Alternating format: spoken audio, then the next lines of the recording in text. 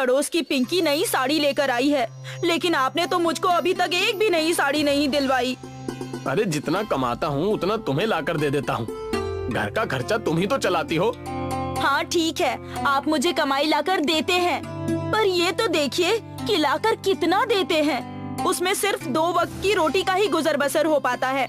इस झोपड़ी में रहते रहते कितना समय हो गया है, पर वही सूखी रोटी खाने को मिलती है। अरे अब मैं करूँ भी तो क्या करूँ? जितनी कमाई हो सकती है उतना कमा लेता हूँ। ढाबे पर ही तो काम करता हूँ। मालिक जितना देता है उतना तुम्हें लाकर दे देता हूँ।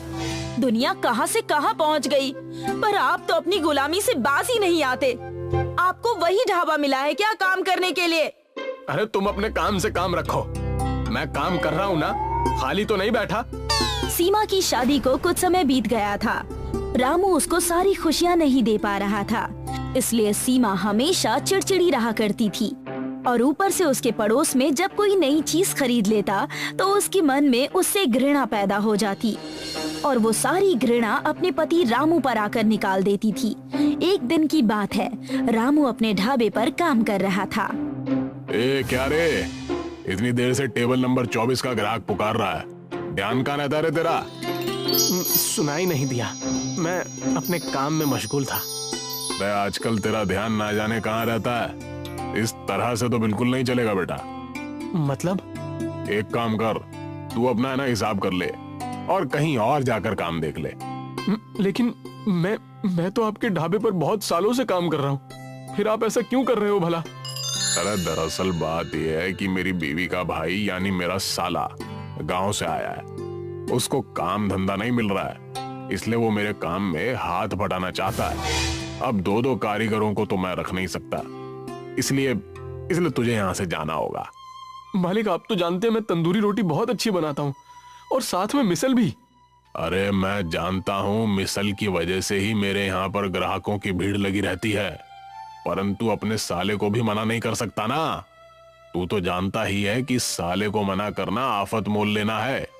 अगर मैंने उसको मना कर दिया तो मेरी बीवी मुझे जीने नहीं देगी, इसलिए तुझे यहाँ से जाना ही पड़ेगा बेटा।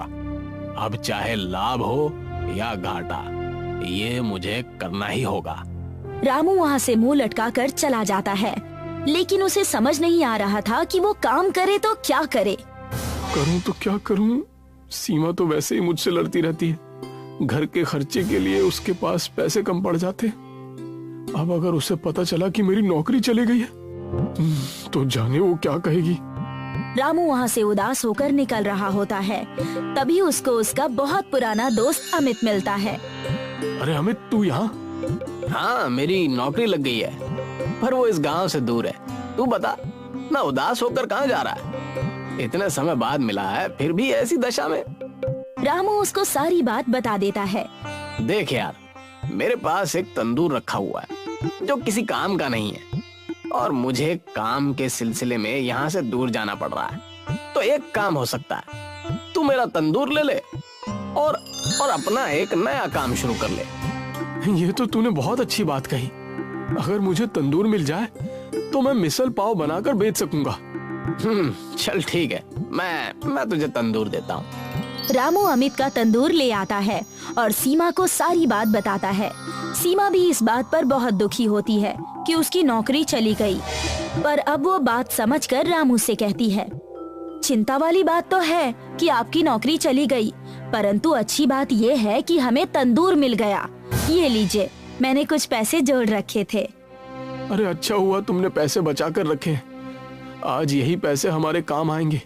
मैं इन पैसों से मिसल बनाने का सामान लेकर आता हूँ। रामू उन पैसों से मिसल का सामान ले आता है, फिर वो मिसल बनाता है और बाजार में अपना एक ठेला लगाता है, परंतु उसका एक भी मिसल पाव नहीं बिकता, जिसकी वजह से वो बेहद निराश हो जाता है।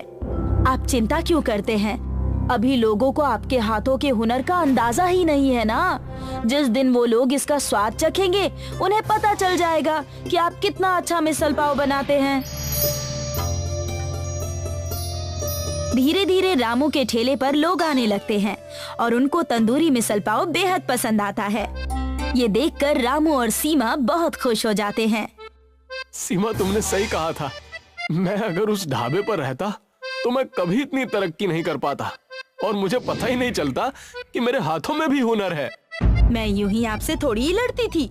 मैं चाहती थी कि आप तरक्की करें और देखिए आज हर कोई आपके हाथ की तंदूरी मिसल पाव खा रहा है। मैंने ये काम एक ठेले से शुरू किया था और आज मेरे पास एक पक्की दुकान है और उस पर भी भीड़ लगी रहती है। ये देखकर बहुत खुशी होती है। रामू दिन पर दिन तरक्की किए जा रहा था। एक दिन उसके पास एक ग्राहक आया जो देखने में सेठ लग रहा था। अरे भाई, सुना है तुम मिसल पाव बहुत ही अच्छे बनाते हो, क्या डालते हो उसमें? बस अपना प्यार डालता हूँ, वही सबको पसंद आता है। इस प्यार की हमें भी जरूरत है। मैं समझा नहीं। अरे भाई, अगले हफ्ते मेरी बेटी की शादी है और मैं चाहता हूँ कि तुम अपना तंदूरी मिसल पाव मेरी बेटी की शादी में बनाओ। क्योंकि लड़के वाले बहुत दूर से शादी करने आ रहे हैं और मैं नहीं चाहता कि उन्हें कोई भी शिकायत करने का मौका मिले। मैं भारत के सभी व्यंजनों को चुन चुन कर अपनी बेटी की शादी में रखवाना चाहता हूँ। अरे ये तो बहुत ही अच्छी बात है। मैं आपकी बेटी की शादी में अपना तंदूरी मिसल पाव जरूर बनाऊंगा, क्योंकि ये हमारे भारत की शान का सवाल है। ये मेरे लिए गर्व की बात होगी कि बाहर देश के लोग हमारे देश में खाना खाने आए और हमारे सभी व्यंजनों को पसंद करें। अरे इसीलिए तो मैं देश के कोने कोने से चुनकर व्यंजनों की भरमार करना चाहता हूँ, उन्हें अपने भारत के दर्शन कराना चाहता हूँ। आप चिंता ना कीजिए, मैं इसमें आपका पूरा सहयोग करूंगा। रामू सेठ की लड़की की शादी में तंदूरी मिसल पाव बनाता है, जो कि शादी का एक केंद्र बन जाता है। सब उसका तंदूरी मिसल पाव बहुत पसंद करते हैं और तारीफों के पुल बांध देते हैं। अब रामू का व्यापार बहुत दूर दूर तक फैलने लगा था और अब उसकी कई शहरों में दुकान बन गई थी। मलकापुर नाम का एक गांव था। वहाँ श्यामलाल अपने छोटे लाल और बेटी विमला के साथ रहता था। घर में माँ न होने की वजह से घर की देखभाल भाई बहन बखूबी करते। दोनों भाई बहन रेडी पर मैगी छोले कुलचा बेचने का काम किया करते थे। पूरे शहर में सबसे अच्छा व्यापार उनका ही था। बस समस्या ये थी कि विमला का पति उनका व्यापार हथियाना चाहता था और इसी बात से छोटे लाल और केशव में हमेशा ही अनबन हुआ करती थी। बिमला, ओ बिमला, मैं कब से कह रहा हूँ हम भी अपनी दुकान खोल लेते हैं। कब तक तुम अपने परिवार की दुकान में गधा मजदूरी करती रहोगी? आपको तो सिर्फ पैसा ही दिखता है, ये नहीं कि हमारे व्यापार में मदद करे। सुबह हुई नहीं कि आपका हर चीज में पनौती लगाना शुरू। विमला के डांटते ही केशव वहाँ से चला जाता है, लेकिन उसी समय छोटे लाल ने सारी बातें सुन ली और विमला से कहने लगा, दीदी, अगर जीजा जी चाहते हैं कि आप अपना व्यापार खोल लें, तो आपको वो खोल लेना चाहिए। आप क्यों हर दिन उनके ताने सुनती हैं? व्यापार तो व्यापार होता है, चाहे आप करें या मैं। तुम भी इनकी बातें सुनकर नाराज हो जाते हो। मैं समझती हूँ कि तुम्हें बुरा लगता है, लेकिन मैं अपने परिवार का साथ छोड़कर कहीं नहीं जाने वाली। मैगी छोले कुलचा इतना प्रसिद्ध था कि उनकी दुकान हमेशा ही भरी रहती और इस बात की खबर केशव को थी। वो चाहता था कि अपना व्यापार खोलकर विमला की मदद से धनवान हो जाए। आ गई तुम। कैसा व्यापार गया आज का? हमेशा की तरह अच्छा ही गया होगा। मैं अभी भी कह रहा हूँ तुमसे। मैंने तुम्हें 1000 बार समझाया है, मुझसे बेफिजूल की बातें मत किया करो। थक हार कर मैगी छोले कुलचा दिन भर बेचती हूँ और तुम मुझे अपने मन का पाप मत सुनाओ। विमला के कड़क व्यवहार की वजह से केशव शांत हो गया और मन ही मन सोचने लगा, इन भाई बहन को अलग करना होगा, तभी कोई बात बनेगी। केशव अपने विचार अनुसार षड्यंत्र रचने लगा और मैगी छोले कुलचे के दुकान पर कुछ चोरों को घुसाकर सारे पैसे छोटे लाल के घर यानी उसके कमरे में रखवा दिया। हाय राम, हम लुट गए, चोरी हो गई हमारे दुकान में, हे भगवान। विमला की आवाज सुनकर गांव वाले और कई दुकानदार वाले वहां पहुंच गए। उन्हें देखकर केशव खुश हो गया और अपनी अगली चाल चलने लगा। क्या हो गया भाग्यवान, इतनी परेशान क्यों हो? हमारे दुकान में चोरी हो गई। कल रात को ही सारे पैसे यही रखे हुए थे, किसी ने सब चुरा लिया। ये सब कैसे हो गया? मैंने रात को ही सारे पैसे आपके सामने संभाल के रखे थे। बहुत नुकसान हो गया।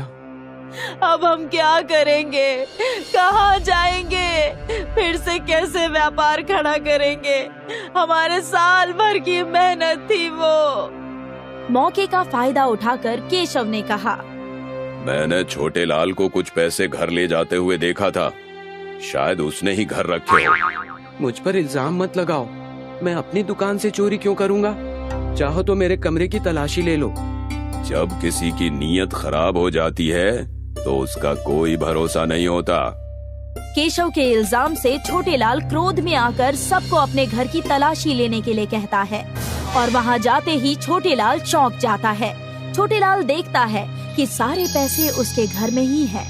पैसों को देखकर उसकी बोलती बंद हो जाती है और उसी समय केशव बोलता है, देखा, मैंने कहा था ना, घर का भेदी ही लंका दहन करता है। लेकिन मैंने कोई चोरी नहीं की है, ये सरासर बेईमानी है।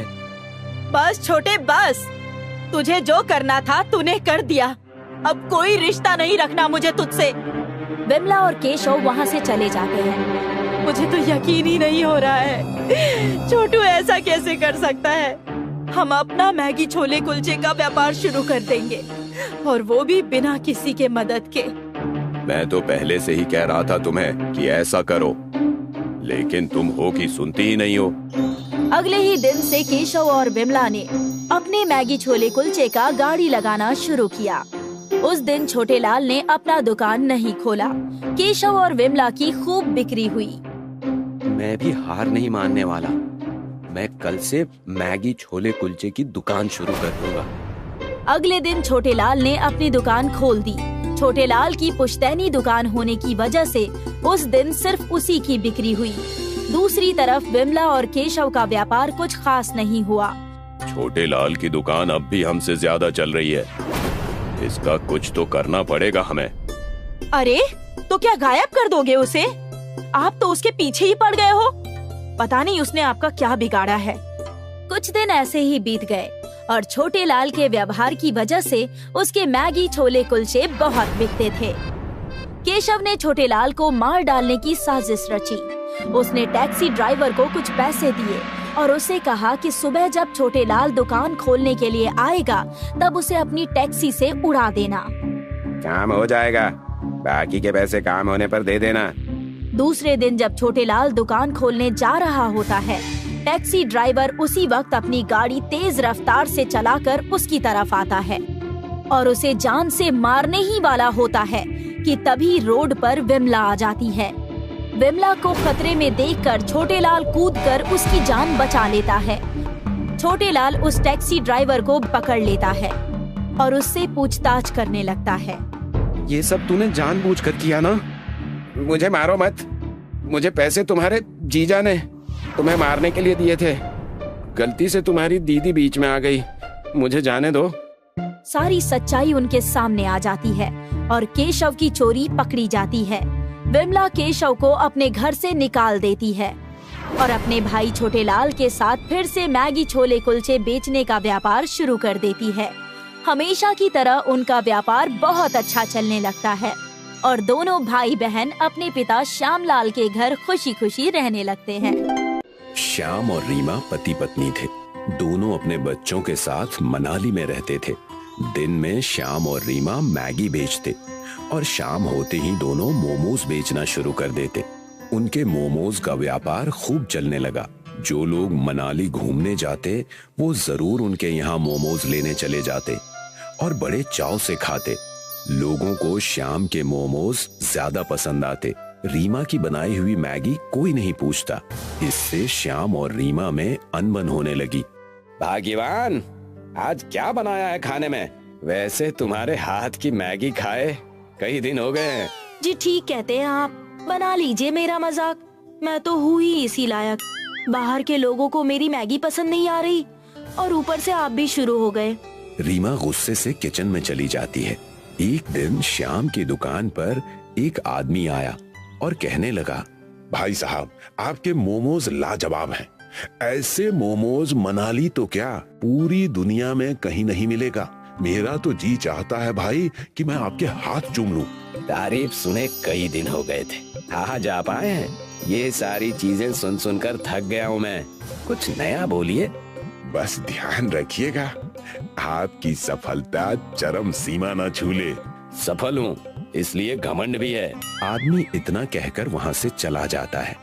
श्याम की सफलता को देखकर कई और लोगों ने वहाँ पर मोमोज का ठेला लगा दिया। लगता है हमारे व्यापार को किसी की नजर लग गई है। मैंने आपको कहा था ना, ज्यादा हवाबाजी मत कीजिए। देखिए, हमारा व्यापार देखकर ही कई लोगों ने मोमोज का ठेला खोल लिया है। तुम इसकी चिंता मत करो। लोग व्यापार नहीं, व्यवहार देखकर खरीदारी करते हैं। और वही लोग व्यापार और व्यवहार करके हमसे आगे निकल जाएंगे और हम कुछ नहीं कर पाएंगे। कोई ना कोई तरकीब हमें निकालनी होगी, वरना तुम्हारी बातें सच हो जाएंगी। श्याम रीमा की बातों को अनदेखा कर देता है। कुछ ही दिन बाद उनका व्यापार ठप हो जाता है। श्याम इस बात से चिंतित हो जाता है। एक दिन बाजार से श्याम व्यापार के सामान ला रहा था, तब उसका एक्सीडेंट हो गया और उसे चोट लग गई। जख्म गहरे होने के कारण डॉक्टर ने बोला कि श्याम को 3 महीने तक आराम करना है। आपको इनका ज्यादा ख्याल रखना होगा। इनसे कहिए पहले की तरह काम ना करें, आराम करें। श्याम काम ना कर पाने के कारण दुखी हो जाता है और घर की तकलीफ देखकर रीमा से कहता है, ये कैसा समय आ गया है हमारे जीवन में। मैं तुम्हारी मदद नहीं कर सकता। तुम अकेले ये सब कैसे देखोगी। इस वक्त मैं परिवार की मदद ना करने की वजह से सच में बहुत दुखी हूँ। आप घर की चिंता मत कीजिए। मैंने बच्चों को छुट्टी मनाने मायके भेज दिया है। कुछ दिन मैं आपका ख्याल रख के घर चला लूंगी। काश मैं भी तुम्हारी मदद कर पाता। रीमा ने अपना व्यापार फिर से शुरू कर दिया। श्याम की मदद ना मिलने की वजह से वो सिर्फ मैगी ही बनाकर बेच पाती और ठीक ठाक व्यापार हो जाता। एक दिन सुबह रीमा ने अपनी दुकान खोली ही थी कि वहां पर एक गरीब बुढ़ा भीख मांगते हुए रीमा की दुकान पर आ गया। गरीब बुढ़ा रीमा को दुकान पर देखकर श्याम को ढूंढने लगता है। बेटी, यहाँ पर एक बेहतरीन मोमोज वाला नौजवान रहा करता था, वो कहाँ चला गया? बड़े दिन हो गए उसने मुझे मोमोज नहीं खिलाए। जी, वो मेरे पति हैं। उनका कुछ दिन पहले एक्सीडेंट हो गया। इस वजह से अब हम सिर्फ मैगी बेचते हैं। मैं आपको मैगी खिला देती हूँ, आप इसे खा लीजिए। रीमा ने उस गरीब बुढ़े को मैगी परोसी। मैगी खाते ही बुढ़े ने कहा, लाजवाब, ऐसा स्वादिष्ट मैगी मैंने आज तक नहीं खाया।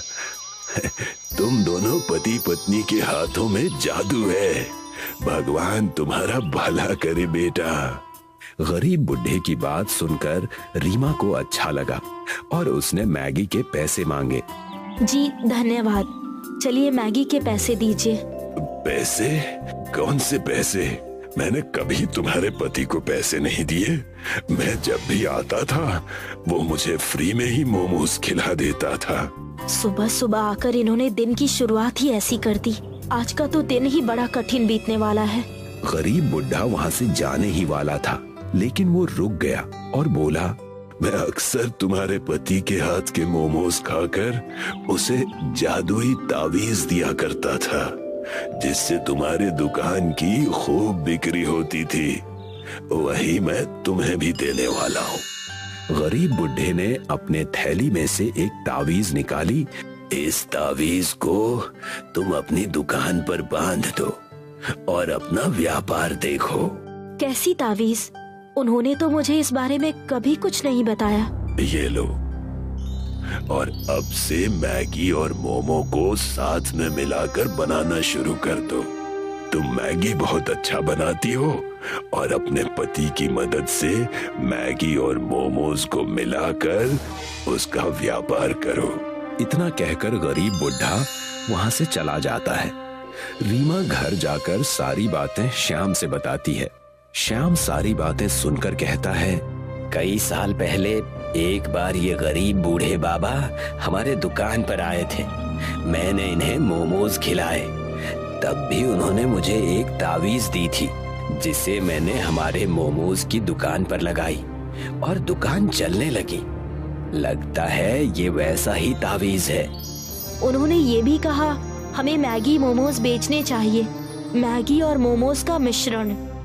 जैसा उन्होंने कहा है हमें वैसा ही करना चाहिए, इससे हमारे व्यापार में सिर्फ बढ़त ही होगी।